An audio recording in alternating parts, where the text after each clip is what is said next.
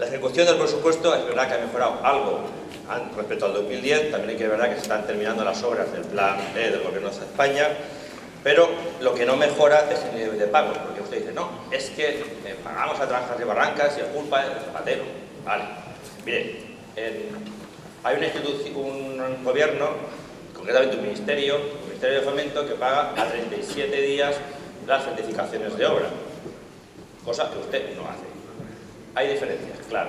Ustedes lo hacen mal, nosotros lo hacemos bien, punto. Y es un ejemplo. Así de claro.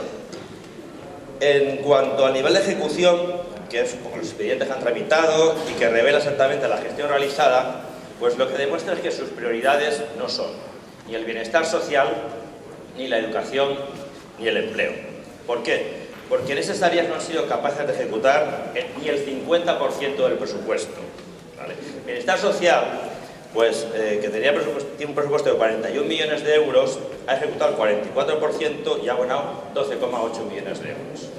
Es decir, en una situación en la que algunos sectores, como el bienestar social o el fomento de empleo, son sectores en los que se requiere un poco más de esfuerzo presupuestario y de mejor gestión, dada la situación, pues no han sido capaces ni de ejecutar la mitad del presupuesto.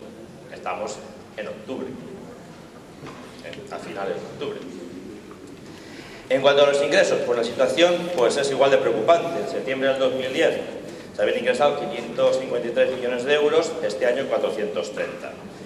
Y da la impresión de, insisto, pues no toman medidas, ¿no? O sea, anuncian recortes de gastos, pero lo que sí que parece que hacen es que recortan los pagos, que no es lo mismo, no es lo mismo.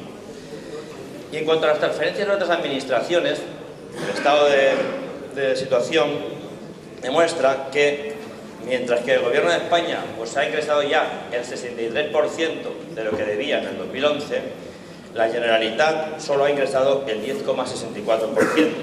Esto con su silencio y colaboración.